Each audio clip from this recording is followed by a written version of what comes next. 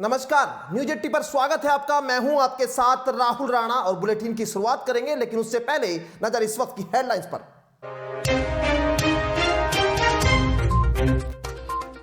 मायावती के ट्वीट पर फिर दिखी सत्ता की उम्मीद। मायावती ने ट्वीट कर समाज को किया उत्साहित।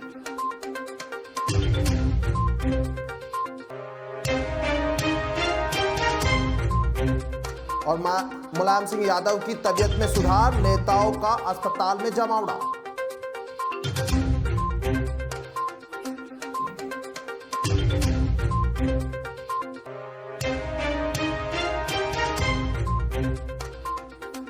और बहराइच में दर्दनाक हादसा, करंट की चपेट में आने से 6 की मौत, 2 घायल।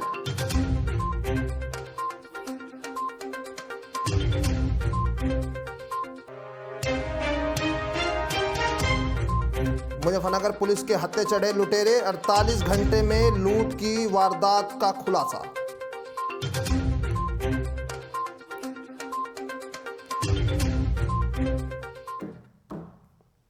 और बुलेटिन की शुरुआत करते हैं इस बड़ी खबर से, जहां मुलायम सिंह यादव को लेकर बड़ी अपडेट मिल रही है। मुलायम सिंह यादव की तबीयत में एक बार फिर सुधार देखने को मिला है। गुरुग्राम के मेदांता अस्पताल में मुलायम सिंह यादव पिछले कई दिनों से भर्ती है, जहां पर उनकी हालत अभी तक स्थिर बताई जा रही थी, लेकिन अब जो है उनकी हालत में सुधार मिला है।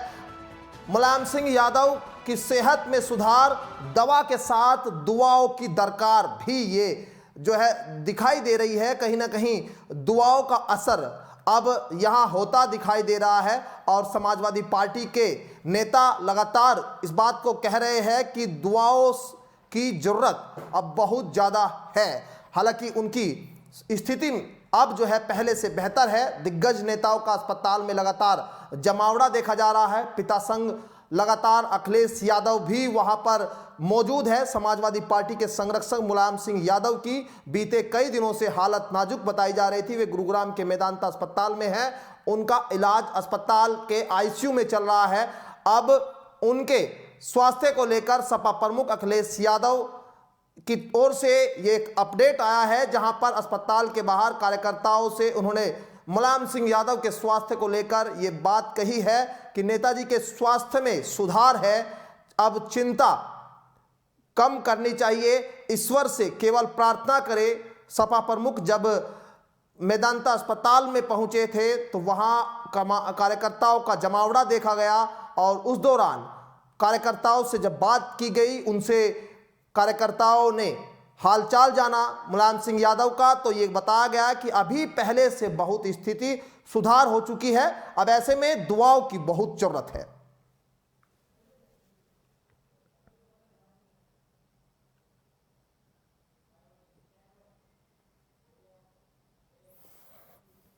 और लखनऊ से अगली बड़ी खबर का रुख कर लेते हैं, जहां बीएसपी सुप्रीमो मायावती का एक ट्वीट सामने आया है, जिसमें मायावती एक बार फिर एक्टिव मोड में नजर आ रही है। यह बड़ी खबर लखनऊ से। मायावती ने कुछ ही देर पहले अभी ये ट्वीट किया है, और ट्वीट कर समाज को एक जीत का मंत्र भी देती हुई दिखाई दी। मायावती ने लिखा है, सत्ता की चाबी से ही तरक्की के रास्ते खुलेंगे। मायावती एक बार फिर से तड़पन मायावती के अंदर दिखाई दे रही है। बहुजन समाजवादी पार्टी के अध्यक्ष ने यह ट्वीट किया है, और पार्टी के अध्यक्ष ने रविवार को कहा है कि बहुजन समाज आजादी के बाद 75 वर्षों से अपने कानूनी और संवैधानिक अधिकार मांगते मांगते थक गया है। अब उसे पूरी ताकत के साथ हुक्मरान समाज बनने के अभियान में जुटना होगा। मायावती ने बसपा संस्थापक काशीराम के परिनिर्वाण दिवस पर किए सिलसिलेवार ट्वीट में यह बात कही है। उन्होंने कहा है कि बहुजन समाज आजादी के बाद 75 वर्षों में अपना कानूनी व संवैधानिक हक मांगते मांगते अब थक चुका है। अब उसे पूरी ताकत के साथ हुक्मरान समाज बनने के अभियान में जुट जाना चाहिए। उत्तर प्रदेश में होने वाला अगला कोई भी चुनाव आपके लिए परीक्षा हो सकता है, जिसमें सफलता उम्मीद की नई किरण साबित होगी। मायावती ने एक अन्य ट्वीट और किया है, जिसमें देश भर के खासकर उत्तर प्रदेश के लोगों ने यहां 4 बार अपनी पार्टी की सत्ता प्राप्त करते यह देख लिया है। सत्ता व चाबी है जिसे तरक्की के बंद दरवाजे भी खुल जाते हैं। इसलिए यह अभियान हर कीमत पर जरूरी जारी रखना है। यही आज के दिन का संदेश है और इसी संकल्प के साथ कार्य भी करना है। यानी मायावती की एक बार फिर तड़पन देखी जा रही है 2022 के चुनाव में। जिस तरह से मायावती को लेकर यह कहा जा रहा था कि मायावती अब जो है वो एक्टिव मोड में नहीं है, लेकिन मायावती का अब ये ट्वीट साफ तौर पर अपने कार्यकर्ताओं, अपने समाज के लिए वो दर्शाता है कि अब वो सत्ता की चाबी पाने के लिए किस तरह से बेताब नजर आ रही है। मायावती ने यह साफ तौर पर संदेश दिया है कि अगर उनको तरक्की का रास्ता चाहिए तो उनके सत्ता की चाबी अब सिर्फ सत्ता पाकर ही अब वो अपनी तरक्की का रास्ता खोज सकते हैं। यानी अब आने वाला चुनाव, भले ही निकाय चुनाव हो, आने वाले जितने भी चुनाव होंगे उसके लेकर, परीक्षा को लेकर तमाम तरह की बातें मायावती ने अपने ट्वीट के जरिए कही है। सिलसिलेवार तरीके से 3 ट्वीट मायावती ने किए हैं जिसमें बात अपनी समाज तक पहुंचाने की कोशिश की है। मायावती का यह रुख अब काफी समय बाद एक बार फिर सत्ता के लेकर देखा गया है। अब से पहले यह कहा जा रहा था कि मायावती जो है वो भारतीय जनता पार्टी की बी टीम के तौर पर काम कर रही है, लेकिन अब ये सत्ताधारी पार्टी को भी चुनौती देने के लिए, समाज को एकजुट करने के लिए अब मायावती ने ये ट्वीट सिलसिलेवार तरीके से एक के बाद एक किए हैं।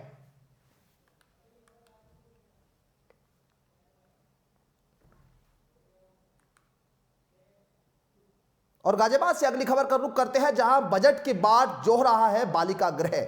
गाजीपुर में बालिका गृह को आखिर कब बजट मिलेगा, यह सवाल बालिका गृह के प्रबंधक ने उठाए हैं। उत्तर प्रदेश सरकार के महिला कल्याण विभाग द्वारा संचालित बालिका गृह के संचालन के लिए बालिका गृह को काफी दिनों से बजट नहीं मिल रहा है, जिसकी वजह से बालिका गृह जैसे तैसे चला जा रहा है। सरकार से मदद न मिलने की वजह से प्रबंधक काफी चिंतित भी है।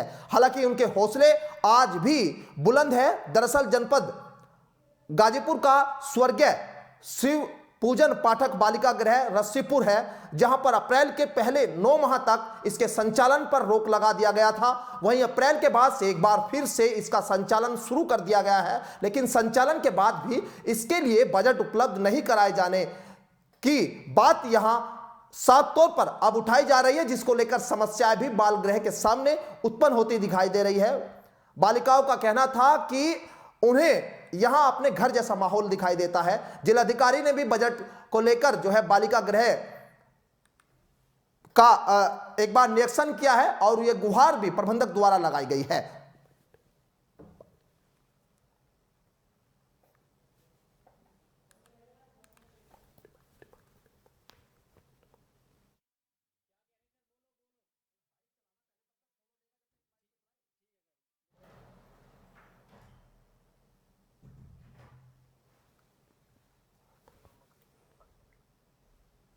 और बजट के बाद जो रहा कहाँ के रहने वाली है? जौनपुर की रहने वाली। यहाँ कैसे पहुंची आप लोग? पासपोर्ट। ऐसे में कितने दिन हो गए यहाँ पर रहते हुए? 4 महीने। 4 महीने से रहते हुए हो गया। और क्या यहाँ की व्यवस्थाओं के बारे में क्या बताएंगे? सब कुछ ठीक है यहाँ की।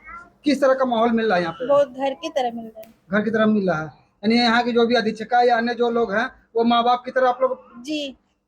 ऐसे में आज मीरा राय जी आई थी, उन लोगों से आपने कुछ डिमांड किया था, उस डिमांड को लेकर क्या हुआ? पूरा हो पाया या क्या हुआ? जी हाँ, पूरा हो गया। क्या मांगा था? एलईडी मांगे, पूरा हो गया। क्या एलईडी पर क्या देखना आप लोग पसंद करते हैं? समाचार, पिक्चर, सीरियल, यानी कुल मिलाकर देश दुनिया से बनी रहना चाह रही हैं। जी। ये अपना नाम बता दें। अरुण प्रकाश पाठक। पाठक जी, आप जो ये बाप का बालिका सुधार गृह, बालिका गृह है जी सर, इसको जो पिछले काफी दिनों से बंद था, लेकिन अभी पिछले 2 या 3 महीने से शुरू हुआ है, जी। क्या बतलाएंगे इसको लेकर? और इसमें चूंकि बंद हुआ था, एक घटना हो गई थी, लेकिन जब से शुरू हुआ है अब अपनी खुशी को हम इजहार नहीं कर सकते। चूंकि ये संस्था जब मैं खोला तो मेरे पास कोई बच्ची नहीं थी, तो एक दिमाग में आया कि मैं इस तरह की संस्था खोलूं, तो मैं तो बहुत खुश हूं। लेकिन 9 महीना जब बंद था तो वो पीरियड मेरे लिए बहुत ही दर्दनाक और शोचनीय था। जी।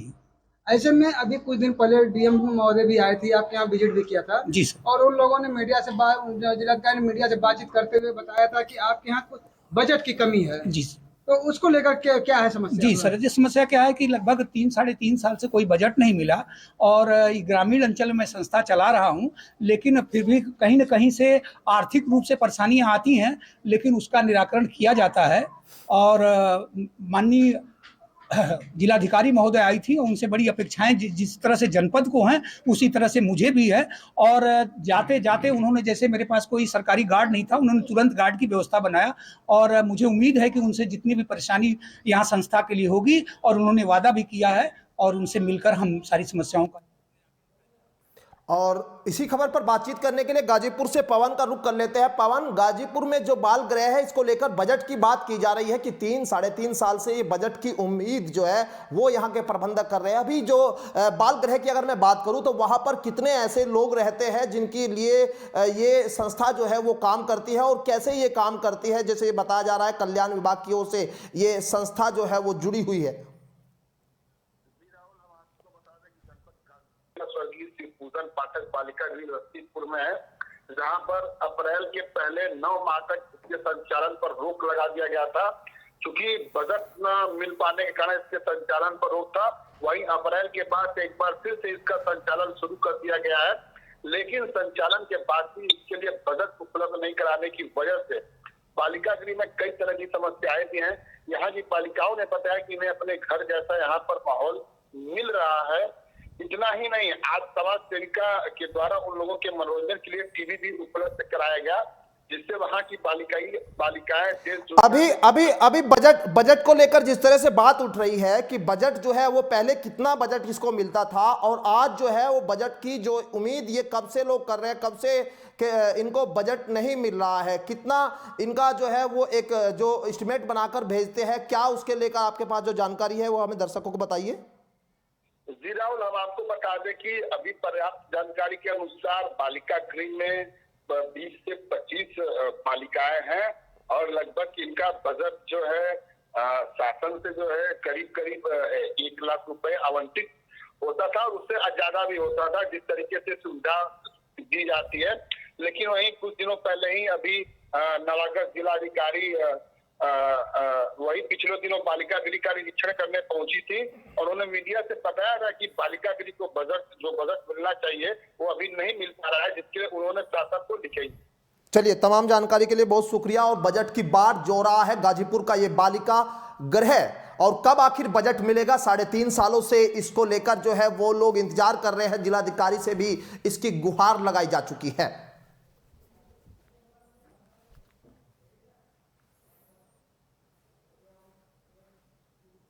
और मुजफ्फरनगर से अगली बड़ी खबर का रुख कर लेते हैं, जहां करोड़ों की लूट का 48 घंटे में पुलिस ने खुलासा कर दिया है। यह बड़ी खबर मुजफ्फरनगर से, जहां पर पुलिस की गिरफ्त में आए हैं 5 आरोपी, और लुटेरों से 1 करोड़ 40 लाख व तमंचे आदि बरामद हुए हैं। इस वक्त की बड़ी खबर मुजफ्फरनगर से आपके सामने हम बता रहे हैं, जहां पर 48 घंटे में करोड़ों रुपए की लूट का खुलासा करते हुए 5 आरोपियों को पुलिस ने गिरफ्तार कर लिया है। इनके पास से लूट के 1 करोड़ 1,40,000 रुपए, 2 मोटरसाइकिल, मोबाइल फोन, 2 तमंचे और कारतूस भी बरामद हुए हैं। 48 घंटे पहले नगर कोतवाली क्षेत्र के अंसारी रोड पर स्कूटी बाइक सवार एक कपड़ा व्यापारी अर्पित जग्गा को 2 बाइक सवार 4 बदमाशों ने रोड मारकर घायल कर दिया था, और व्यापारी की स्कूटी पर रखे करोड़ों रुपए से भरे 2 बैगों को लूट लिया गया था, जिसके चलते दिन दहाड़े सरे बाजार घटना को अंजाम देकर बेखौफ बदमाश पुलिस को चुनौती देते हुए मौके से फरार हो गए थे। इस घटना को चैलेंज के रूप में लेते हुए पुलिस ने मामले में एसओजी सर्विस लाइंस टीम की मदद से नगर कोतवाली पुलिस सहित कई टीमों को इस पूरे मामले के खुलासे के लिए अधिकारियों ने लगाया था, और अब इन टीमों ने टेक्निकल चीज का उपयोग करते हुए घटनास्थल के आसपास लगे सैकड़ों सीसीटीवी कैमरों को खंगाला। 48 घंटे में शनिवार को इस पूरे मामले का खुलासा करते हुए ये बड़ी सफलता मुजफ्फरनगर पुलिस के हाथ लगी है। देखिए, दिनांक 5 अक्टूबर को जनपद मुजफ्फरनगर के थाना कोतवाली क्षेत्र के अंसारी रोड पर पुलिस को सूचना प्राप्त हुई थी कि एक कपड़ा व्यापारी हैं अर्पित, जो अपने स्कूटी पे जा रहे थे। तभी 4 अज्ञात लोग जो 2 मोटरसाइकिलों पर सवार थे, एक रॉड से प्रहार करके उन्हें रोका और उनके कैश भरा हुआ थैला लेकर वहां से फरार हो गए। इस संबंध में थाना कोतवाली पर तत्काल सुसंगत धाराओं में अभियोग पंजीकृत किया गया। वादी की तहरीर पे इस घटना के सफल अनावरण के लिए मेरे द्वारा एसपी सिटी और सीओ सिटी के नेतृत्व में कई टीमों का गठन किया गया था। हमारी एसओजी टीम और सर्विलांस टीम को भी इसमें लगाया गया था। जिनके द्वारा कड़ी मेहनत और अथक प्रयासोपरांत काफ़ी टेक्निकल और मैनुअल इनपुट खंगाले गए, सैकड़ों सीसीटीवी कैमरे खंगाले गए।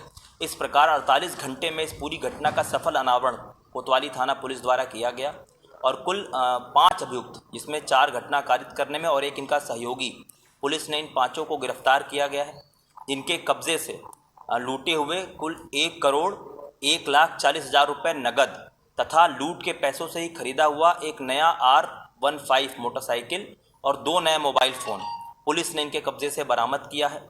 इसके अतिरिक्त घटना में प्रयुक्त मोटरसाइकिल इनके कब्जे से बरामद की गई है। वो रॉड जिससे हमला किया था वो इनके कब्जे से बरामद हुआ है।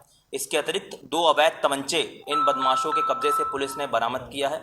इन सभी बदमाशों के विरुद्ध थाना कोतवाली पुलिस द्वारा आवश्यक वैधानिक कार्रवाई की जा रही है तथा मेरे द्वारा इस सराहनीय कार्य करने के लिए इस पूरी टीम को 25,000 रुपये के नगद पुरस्कार से पुरस्कृत किया जाएगा। सर, पहले भी किधर कोई घटना की गई जी, पहले भी कोई घटना की? जो अभियुक्त इसमें गिरफ्तार हुए हैं उसमें एक अभियुक्त है कुलदीप, जिसका पूर्व में भी आपराधिक इतिहास है। चोरी और 307 के मुकदमे में ये जेल जा चुका है। पीड़ित ने 4 लाख की लूट की। देखिए, जब ये घटना हुई थी तो पीड़ित को उस वक्त डंडे से सर पे चोट लगी थी और वो हॉस्पिटलाइज्ड हुआ था। उस वक्त जो प्राथमिक जानकारी उसके द्वारा तहरीर में दी गई थी वो 3 से 4 लाख के बारे में बताया गया था। उसके बाद शाम को जब वो सेंसेस में अपने आया तो उसने पुलिस को सूचना दी और लिखित में एप्लीकेशन दी कि उसको जब थोड़ा होश आया तो उसने देखा कि उसका एक और बैग, जो बड़ा बैग था स्कूटी पे, वो भी गायब है, जिसमें काफ़ी पैसे थे। इस प्रकार उसने जो सूचना दी उसके आधार पर पुलिस ने अग्रिम वैधानिक कार्रवाई की। और उसके परिजनों ने भी यही बताया था कि 3 से 4 लाख की लूट हुई है। तो जी, जैसा कि मैंने कहा, क्योंकि वादी है वही मौके पे था, परिजन उस वक्त मौके पे नहीं थे, तो जैसा वादी ने हमें बताया उसके आधार पर जो भी अग्रिम वैधानिक कार्रवाई की गई है और जो अभियुक्त इसमें गिरफ्तार हुए हैं उनके। और अगली बड़ी खबर का रुख कर लेते हैं, जहां जोहरा नदी में कटान शुरू हो गया है। लखीमपुर से ये खबर, जहां तहसीलदार ने निरीक्षण किया है और निघासन तहसील क्षेत्र में स्थित जोहरा नदी इन दिनों कटान शुरू कर दिया है और ग्रामीणों की सूचना पर कटान का निरीक्षण करने के लिए निघासन तहसीलदार मौके पर पहुंचे। निरीक्षण के बाद तहसीलदार अपनी रिपोर्ट उच्च अधिकारियों को सौंपेंगे। दरअसल तहसील क्षेत्र के सिंघा खुर्द गांव से सिंघोना गांव जाने वाले संपर्क मार्ग पर स्थित पुल के आसपास जोहरा नदी खेतों में कटान के साथ पुल के अप्रोच के साथ बनी पिंचिंग का भी कटान अब शुरू हो गया है। स्थानीय ग्रामीणों ने कटान की सूचना तहसीलदार को दी और सूचना मिलने के बाद तहसीलदार ने मौके पर पहुंचकर मौके का मुआयना किया और कटान का निरीक्षण किया और संबंधित विभाग के अधिकारियों को कटान रोकने के लेकर निर्देश भी जारी किए।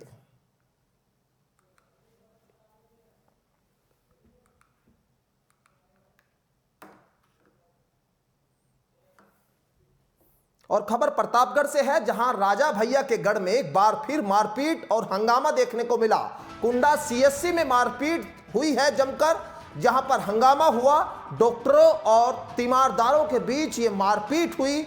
घटना के बाद सीएससी में अफरा तफरी का माहौल बना हुआ। और ये बड़ी खबर प्रतापगढ़ से, कुंडा विधानसभा से खबर, जहां से राजा भैया विधायक है और उनके क्षेत्र से ये खबर है, जहां पर अस्पताल एक बार जो है मारपीट का अखाड़ा बनता हुआ दिखा है। प्रतापगढ़ में ये तस्वीरें आपके सामने हम जहां दिखा रहे हैं, कुंडा सीएससी में मारपीट हुई है जमकर। डॉक्टरों और तीमारदारों के बीच ये मारपीट हुई है। ब्रांडेड मरीज को डॉक्टरों ने मृत घोषित किया तो परिजनों ने आपा खो दिया और तीमारदारों व डॉक्टर पैरामेडिकल स्टाफ के बीच ये जमकर मारपीट हुई। इस बीच सीएससी में लगा शीशा भी टूटा है। इस दौरान वहां अफरा तफरी और मरीज जो है वो सहमे हुए, डरे हुए नजर आए।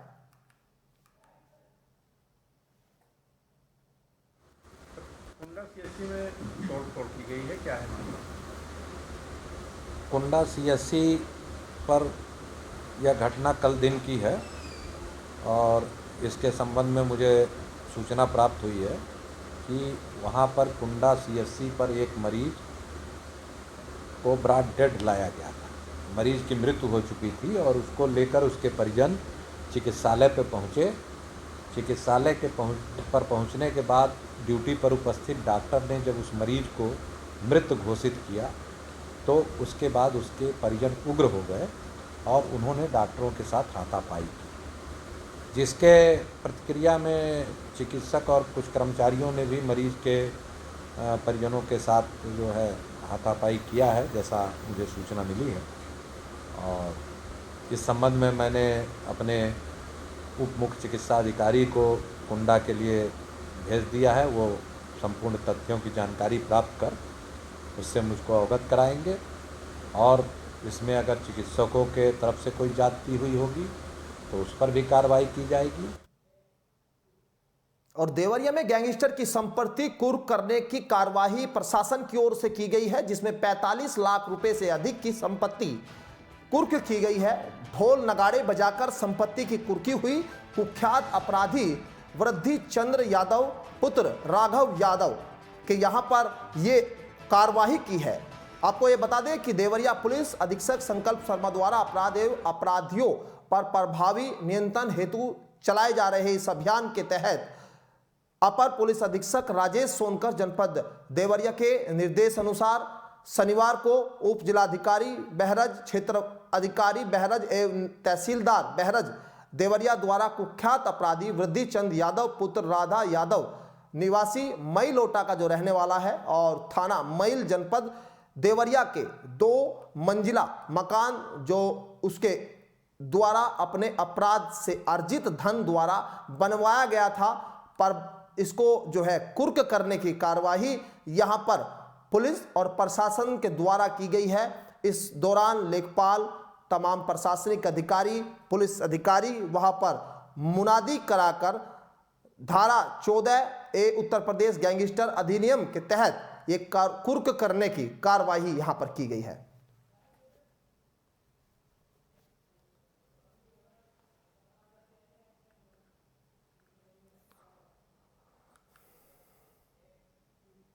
और प्रतापगढ़ में हाईवे पर दिखा तेज रफ्तार का कहर, एक की मौत हो गई है और महिला समेत आधा दर्जन लोग यहां घायल हो गए हैं। तेज रफ्तार अनियंत्रित कार ने 3 बाइकों को रौंदा है। घटना के बाद कार सवार फरार हो गए और तेज रफ्तार का कहर प्रतापगढ़ में यहां पर जो देखने को मिला है वो साफ तौर पर आप देखिए, प्रतापगढ़ में लखनऊ वाराणसी हाईवे पर ये रफ्तार का कहर दिखा है। युवक प्रदीप सरोज की मौत बताई जा रही है, साथ ही महिला समेत आधा दर्जन लोग यहां घायल है।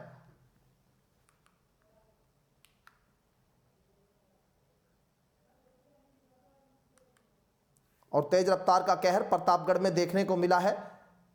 महिला सहित कई लोग इसमें गंभीर रूप से घायल है और 2 बाइकों पर सवार 5 लोग भी गंभीर रूप से घायल बताए जा रहे हैं। हादसे के बाद हाईवे से गुजर रहे लोगों के साथ ही ग्रामीणों की मौके पर पहुंच गए और तत्काल 108 एम्बुलेंस व पुलिस को सूचित किया गया, जिसके बाद एम्बुलेंस व एलकाई पुलिस मौके पर पहुंचे और सभी घायलों को स्थानीय चिकित्सा के लिए अस्पताल में वहां पर भर्ती कराया गया है।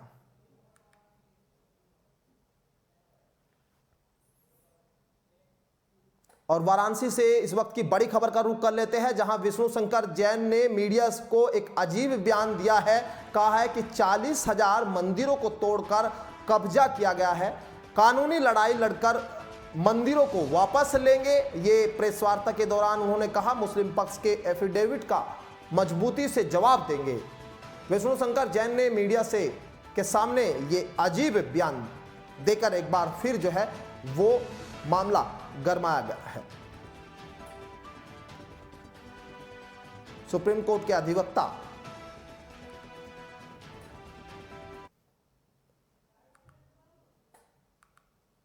में काम होता है, कोर्ट में सिर्फ लॉजिक, तर्क और लीगल प्रोविजंस के आधार पे बात होती है। जैसे मैंने आपको बताया, section 45 of Indian evidence act में एक्सपर्ट ओपिनियन बुलाने की पावर है। ऑर्डर 26 रूल 10A में साइंटिफिक कमीशन जारी करने की पावर है। ये इस पहलू का जो आपने सवाल पूछा उसका लीगल आंसर है। जहां तक आपने बात कही तोड़ने की, ये एक तरह का व्यंग है। ऐसा पहले भी व्यंग किया गया था जब शिवलिंग मिला था, उसको फव्वारा बताने की कोशिश की गई थी। मैं आपके सामने अपनी बात एक लीगल ढंग से रखना चाहता हूँ। एक पक्ष ये कह रहा है और मुस्लिम पक्ष ने कोर्ट में एफिडेविट दिया है। जो बात आप कह रहे हैं, रईस अहमद भाई ने जो बात कही है वो आपके सामने कही है। पर कोर्ट में जो उन्होंने एफिडेविट दिया है, उन्होंने कहा है कि कोई भी कार्बन डेटिंग या साइंटिफिक जांच नहीं होनी चाहिए। वो भी ये मानते हैं कि फव्वारा है, और वो ये कह रहे हैं कि एक पक्ष कह रहा है शिवलिंग है, पर ये एडजुडिकेट होना बाकी है, और कैसे एडजुडिकेट होगा ये उन्होंने अपने एफिडेविट में नहीं लिखा है। पहली बात। दूसरी बात मैं कहना चाहता हूं, हमने आपके सामने टाइम एंड अगेन अपनी मंशा और अपनी एप्लीकेशन को एक्सप्लेन किया है, जहां पे हमने बताया कि शिवलिंग को तोड़ने की बात, डेसिक्रेट करने की बात, क्षति पहुंचाने की बात हमने नहीं कही है। कल कोर्ट में हमारे सीनियर एडवोकेट हरिशंकर जैन साहब ने भी उस चीज का स्टेटमेंट कोर्ट के सामने रखा है।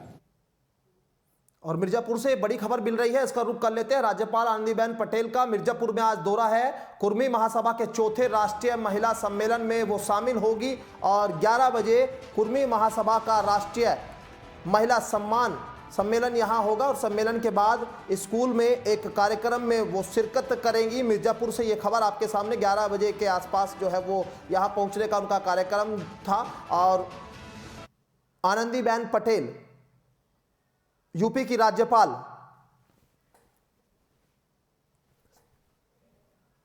यूपी की राज्यपाल 11 बजे का उनका कार्यक्रम था और अभी वो मिर्जापुर भी पहुंच चुकी है। आनंदीबेन पटेल को लेकर जो है वो प्रशासन ने अपने सुरक्षा के पुख्ता इंतजाम किए हैं। सम्मेलन के बाद स्कूल में एक कार्यक्रम में भी वो शिरकत करेगी और महासभा का राष्ट्रीय महिला सम्मेलन है जिसको लेकर आज आनंदीबेन पटेल का मिर्जापुर में ये दौरा होगा। करीब 1:55 पर वाराणसी के लिए वो रवाना हो जाएगी। ये खबर मिल रही है मिर्जापुर से। और इसी खबर पर बातचीत करने के लिए मिर्जापुर से हमारे संवाददाता धर्मेंद्र का रुख कर लेते हैं। धर्मेंद्र, क्या राज्यपाल का जो दौरा है वो राज्यपाल पहुंच चुकी है और अभी क्या कुछ चल रहा है? आपको बता दें, आज राज्यपाल आनंदीबेन पटेल का मिर्जापुर दौरा है। कुर्मी महासभा की चौथी राष्ट्रीय महिला सम्मेलन में जाएंगी। 11 बजे कुर्मी महासम्मेलन की राष्ट्रीय सभा में और सम्मिलित भी होंगी और इसके बाद एक स्कूल में कार्यक्रम है वो जहाँ उसके बाद वहाँ जाएंगी। 1:55 तो वापस वो वाराणसी जाएंगी। वाराणसी से लाल बहादुर शास्त्री एयरपोर्ट जाएंगे, जहाँ से फिर वो लखनऊ चली जाएंगी। हालांकि उनके आने को लेकर प्रशासन पूरी तरीके से मुस्तैद है। जगह जगह फोर्स लगाई गई है और रास्तों को बैरिकेडिंग किया गया है। जी, क्या अभी राज्यपाल वहां पहुंच चुकी है मिर्जापुर? जो 11 बजे का जो कार्यक्रम था, जी 10 से 15 मिनट के अंदर राज्यपाल इंदौर पहुंचेंगे। अभी इस सप्ताह के दौरान 15 मिनट में चुनाव पहुंचेंगे। अभी वाराणसी से बाइकाट चली है चुनाव के लिए। चलिए, तमाम जानकारी के लिए बहुत शुक्रिया। और जो है राज्यपाल आनंदीबेन पटेल का आज मिर्जापुर में दौरा और चौथे राष्ट्रीय महिला सम्मेलन में शामिल होने के लिए अब से 10 से 15 मिनट बाद वो वहां पहुंचेंगी। ये जानकारी हमारे संवाददाता ने दी है।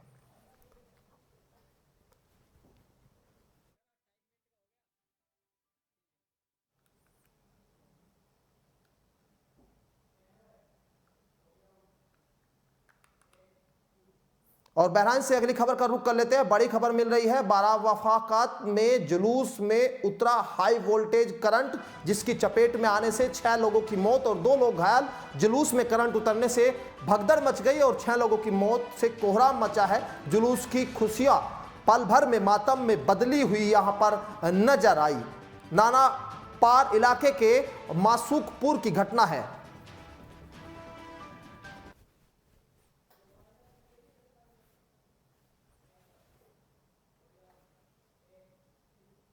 और फिलहाल मेरे साथ इस खास बुलेटिन में इतना ही। देश प्रदेश की तमाम खबरें देखने के लिए बने रहिए आप न्यूज 18 के साथ। मुझे दीजिए इजाजत, नमस्कार।